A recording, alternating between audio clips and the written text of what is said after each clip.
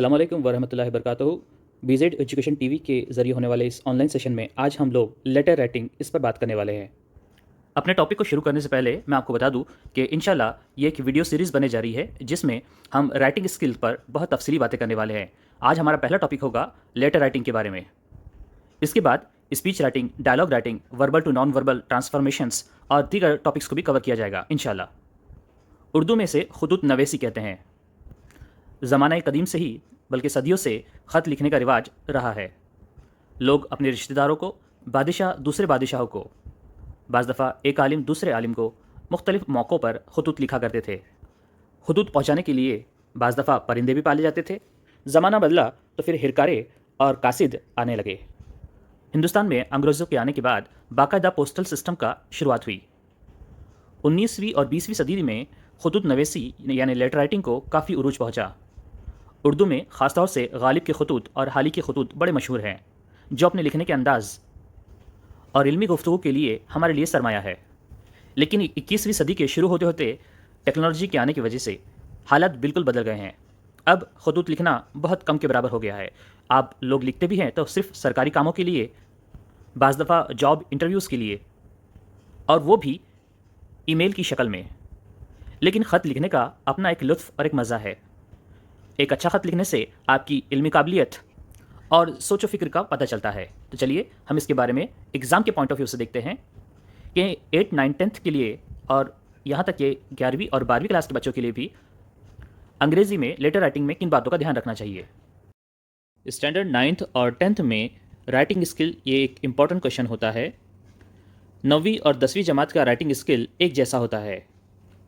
Writing skill में 4 सवालात पूछे जाते हैं। हर सवाल को 5 मार्क मिलते हैं, यानी 4 सवालों के 5 चौक 20 मार्क्स मिलते हैं।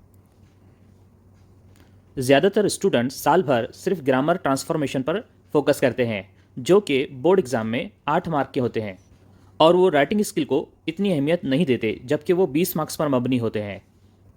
तो राइटिंग स्किल में हम पहला क्वेश्चन लेटर राइटिंग देखने जा रहे हैं, यानी पहले वाले 5 मार्क मैं आपको आज यहाँ बताऊँगा। बाकी 15 राइटिंग मार्क्स के जो राइटिंग स्किल्स के अलग अलग एक्टिविटीज़ है उन्हें हम दूसरे वीडियोज़ में देखेंगे। लेटर राइटिंग चाहे वो इनफॉर्मल स्टाइल हो या फॉर्मल स्टाइल हो, इन्हें 12 से 15 मिनट में लिख लेना बेहतर है। अगर आप इस 12 से 15 मिनट में इसे सॉल्व कर लेते हैं तो आपका टाइम मैनेजमेंट बहुत अच्छा है। वरना हो सकता है कि राइटिंग स्किल में आपके आखिरी सवालात रह जाए। इंग्लिश में राइटिंग स्किल की 2 किस्में हैं। आपके राइट हैंड पर इनफॉर्मल लेटर यानी गैर रिवायती ख़त या गैर रस्मी ख़त, और दूसरी किस्म आपके लेफ़्ट हैंड पर फॉर्मल लेटर यानी कि रिवायती या रस्मी ख़त। अब इस स्लाइड में हम देखेंगे इनफॉर्मल लेटर यानी कि गैर रस्मी ख़त किसे लिखे जाते हैं। स्लाइड बता रही है कि इनफॉर्मल लेटर हमें अपने रिलेटिव्स और फ्रेंड्स यानी हमारे अजीज़ व अकारिब रिश्तेदारों को हम ये ख़त लिखते हैं, जैसे कि हमारे वालिदैन, हमारे बहन भाई, हमारे कज़िन्स या हमारे दोस्त अहबाब। दूसरी जानिब फॉर्मल लेटर यानी रस्मी ख़त हम इन्हें अलग अलग किस्म के ऑफिसेस में लिखते हैं। स्कूल में प्रिंसिपल या क्लास टीचर्स को लिखते हैं, कॉलेजेस को लिखे जा सकते हैं, मुख्तलिफ़ किस्म की दुकानों से कुछ शॉप्स पर लेन देन के वक्त आप फॉर्मल का स्टाइल का इस्तेमाल करते हैं, न्यूज़पेपर के एडिटर को, और उसी तरह जॉब इंटरव्यूज़ के लिए आप फॉर्मल अंदाज को अपनाते हैं। हमारे इस वीडियो में इस एक्टिविटी को समझाने का मकसद ये है कि स्टूडेंट ये जान सके कि फॉर्मल और इनफॉर्मल स्टाइल के लेटर्स में किस तरह का फ़र्क होता है। तो पहला पॉइंट है दोनों खतूत के अंदर फ़र्क जानना। दूसरा, दोनों किस्म के खतूत में जो अलग अलग पहलू होते हैं हम उनकी जानकारी लेंगे। दोनों खतूत के लिखने के दौरान अल्फाज की नोयत और जज्बात अलग अलग अंदाज में होते हैं, यानी जिस तरह के जुमले हम अपने दोस्त अहबाब को लिखते हैं उस तरह के जुमले हम ऑफिसेस में यूज़ नहीं कर सकते। चौथा नुक्ता यहाँ पर यह बताया जा रहा है कि ख़त लिखते समय हमें ब्लॉक फॉर्मेट का इस्तेमाल करना है। ब्लॉक फॉर्मेट क्या होता है, इसकी तफसीलात हम वीडियो में आगे देखेंगे। और पांचवा पॉइंट है कि सेंडर और रिसीवर यानी ख़त लिखने वाला और ख़त हासिल जिसे होगा, इन दोनों के पते किस तरह से लिखे जाते हैं, इन्हें मुखातिब किस तरह से करते हैं, इसकी जानकारी भी हम इस वीडियो में लेंगे। इस वीडियो में पहले हम इनफॉर्मल यानी गैर रस्मी ख़त यानी वो खतूत जो हम अपने वालिदैन, दोस्त, अहबाब और रिश्तेदारों को लिखते हैं उनकी जानकारी लेने वाले हैं। पर उससे पहले जान लेते हैं कि बोर्ड के इम्तिहान में या 9th और 10th के इम्तिहान में ये किस तरह से सवाल आपके सामने पुटअप किया जाता है। आप यहाँ स्क्रीन पर देख के समझेंगे कि ये सवाल क्वेश्चन नंबर 5A में पूछा जाता है। आपको दो में से सिर्फ एक ख़त लिखना होता है। यहाँ पर नीचे आप देखेंगे A1 में इनफॉर्मल लेटर है, यानी अपने वालिद को ख़त लिखने के बारे में कहा जा रहा है। Write a letter to your father seeking his permission to join the tour using the information given in the advertisement, you may add your own point. हमें अपने वालिद को ख़त लिखना है और उनसे इजाज़त लेना है कि आप एक ट्रिप में, टूर में शामिल होना चाहते हैं।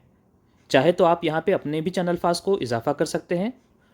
अपने वालिद को ख़त लिखने के दौरान इस टेबल में जो मालूमात दी जा रही है हम उसका सहारा लेंगे।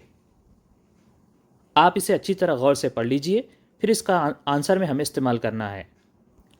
अब इस स्लाइड में बताया जा रहा है कि इनफॉर्मल लेटर और फॉर्मल लेटर में हमें किस तरह से मार्किंग की जाती है, इसका मार्क डिस्ट्रीब्यूशन किस तरह से है। पहले मैं आपको इनफॉर्मल लेटर के बारे में बताता हूँ। यहाँ पर पहला पॉइंट है सेंडर्स एड्रेस एंड डेट, यानी जो ख़त लिख रहा है उसका नाम, पता, शहर और तारीख़ लिखने पर आपको आधा मार्क मिलेगा। सैल्यूटेशन पर आपको फिर एक आधा मार्क मिल जाएगा, हाफ मार्क मिलेगा, जैसे my dear father, my dear friend Rizwan वगैरह। इसके बाद मेन बॉडी पर आपको 2.5 मार्क यानी 2.5 मार्क मिलते हैं। यहाँ पर तीसरा पॉइंट और पांचवा पॉइंट मैं मिलाकर बताना चाहूँगा, यानी 2.5 + 1 यानी कि 3.5 मार्क आपके मेन बॉडी पर होते हैं, क्योंकि इसी मेन बॉडी में हमें ग्रामर का इस्तेमाल भी करना है। ख़त को ख़त्म करने से पहले क्लोजिंग रिमार्क्स जो होते हैं, जैसे कि योर्स फेथफुली, योर लविंगली, इस तरह के क्लोजिंग्स पर आपको आधा मार्क फिर मिलता है। इस तरह से टोटल 5 मार्क मिलेंगे। थोड़ी देर पहले मैंने आपको जो सवाल दिखाया था ये उसका एक प्रोबेबल आंसर है। आप यहाँ पर वीडियो को पॉज कर लीजिए और पूरे आंसर को अपनी नोटबुक में लिख लीजिए। उम्मीद करता हूँ कि अब आपने अपनी कॉपियों में इसे लिख लिया होगा। अब आइए हम तफसीलात पर गौर करते हैं। सबसे पहले तो ये जान लीजिए, यहाँ शुरुआत में तन्मय या तन्वी काशिद करके नाम लिखा हुआ है। ये नाम आपको बोर्ड की जानिब से मुहैया किया जाएगा। आज से कुछ सालों पहले तक बोर्ड की जानिब से नाम नहीं दिया जाता था। अक्सर स्टूडेंट्स XYZ से अपने ख़त की शुरुआत करते थे, लेकिन याद रखिए अब यहाँ पर आपको XYZ नहीं बल्कि बोर्ड की जानिब से दिया गया नाम यूज़ करना है।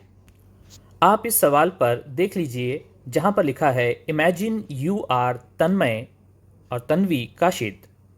उम्मीद करता हूँ ये बात आप अच्छी तरह समझ गए होंगे।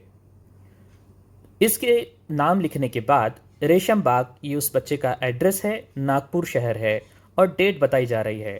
डेट लिखने के अंग्रेज़ी में अलग अलग 5-6 तरीके हैं। आप इनमें से कोई भी एक तरीका इख्तियार कर सकते हैं। याद रहे, अगर आप 28 नवंबर 2020 इस तरह का फॉर्मेट अपनाते हैं तो ये भी सही है, लेकिन ये उसी वक्त लिखें जब आपको नवंबर की स्पेलिंग पूरी तरह से आती हो। दूसरी इम्पॉर्टेंट बात यह है कि तन्मय नाम लिखने के बाद देखेंगे कि कॉमा लगाया गया है, रेशम बाग पता लिखने के बाद फिर कॉमा लगाया गया है, और शहर का नाम आने के बाद फुल स्टॉप लगाना बेहतर होता है। ये भी याद रखिए, डेट लिखने के बाद किसी तरह का कोई कॉमा या फुल स्टॉप नहीं आता। ये 4 लाइंस पर मबनी आपका एड्रेस है। इस पर आपको हाफ मार्क मिलता है। इसी को ब्लॉक फॉर्मेट कहते हैं, यानी आपका एड्रेस कंप्लीट। आप ये बात भी गौर करेंगे कि इस साल से और उसी तरह पिछले साल 2019-20 के दौरान भी हमें लेफ़्ट हैंड पर से ख़त लिखना है। आज से 2-3 साल पहले का जो फॉर्मेट था जिसमें हमारा एड्रेस हम राइट हैंड पर लिखते थे और जिससे मुखातिब हो रहे हैं वो लेफ़्ट हैंड पर होता था, अब वो फॉर्मेट बंद हो चुका है। अपना एड्रेस कंप्लीट होने के बाद एक लाइन छोड़ देना निफासत और सलीके के हिसाब से मुनासिब है। माय डियर फादर, इस तरह से आप शुरुआत करेंगे। शुरुआत में हम ऐसे कॉमन से जुमले इस्तेमाल करेंगे जिनमें हम खैर खैरियत पूछते हैं। बेहतर होगा कि स्टूडेंट्स इस तरह के जुमले पहले से याद कर लें, जैसे how are you, I am fine here with the grace of God and hope the same for you, I have got your letter today, I read it and felt very happy, I am fine and how about you and my mother. आप गौर करेंगे ये इस तरह के जुमले हैं जो किसी भी मौके पर इस्तेमाल किए जा सकते हैं और उसी तरह किसी भी रिश्तेदार से भी मुखातिब हुए जा सकते हैं। इस तरह से हमारे 2 पैराग्राफ तैयार हो चुके हैं। यही हमारा main body of the letter है। आप इसमें मुनासिब ग्रामर का इस्तेमाल करें। मुमकिन हो तो कुछ अच्छे से फ्रेजेस पहले से याद कर ले। अच्छे ग्रामर का इस्तेमाल जैसे not only but also, degrees का इस्तेमाल, change the voice, no sooner than वगैरह, या कुछ अच्छे से इडियम्स आप याद कर लीजिए। इनके इस्तेमाल से आपका लेटर राइटिंग का मवाद ज़्यादा पुरअसर बन जाता है। ख़त ख़त्म करने से पहले कुछ फिर ऐसे जुमले इस्तेमाल कर सकते हैं जो हम अलविदा लेने से पहले बोलते हैं, जैसे my greetings to mother and lots of love to Sonu, waiting for your reply, write me as soon as possible. अब हम क्लोजिंग की तरफ बढ़ते हैं। यहाँ पर योर लविंग सन या फिर योर लविंग डॉटर कॉमा लगाना ज़रूरी है और लाइन चेंज करके तन्मय या तन्वी काशिद, इस तरह से आप अपने लेटर को क्लोज करेंगे। यहाँ एक इम्पॉर्टेंट बात यह है कि कुछ बच्चे लिखते वक्त योर्स लविंग सन इस तरह से अगर लिख देते हैं तो ये ग्रामेटिकली इनकरेक्ट होगा। आपको यूअर लविंग सन लिखना है, या फिर इसको दूसरे अंदाज में यूअर्स लविंग ली इस तरह से लिखते हैं।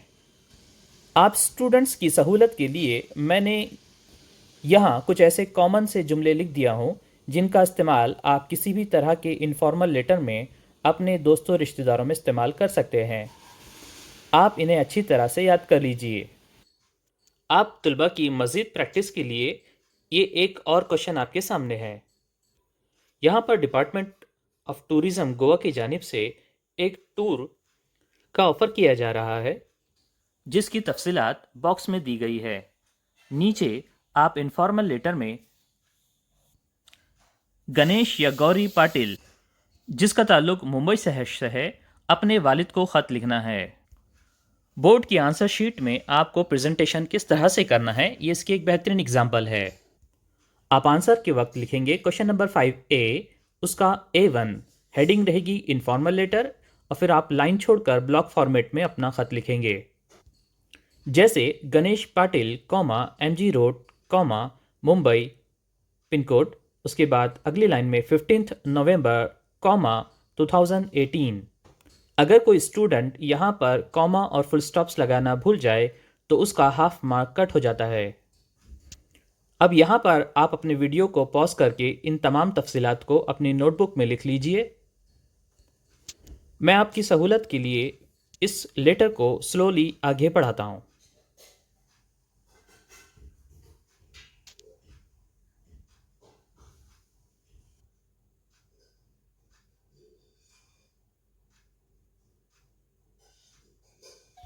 उम्मीद करता हूँ आपने इस लेटर को अच्छी तरह से अपनी नोटबुक में लिख लिया होगा। अब हम अगले वीडियो में फॉर्मल लेटर्स जो कि हम ऑफिसेस वगैरह में लिखते हैं पर बात करने वाले हैं। अब आप YouTube पर अगर आ ही गए हैं तो चैनल को लाइक एंड सब्सक्राइब कर लीजिए।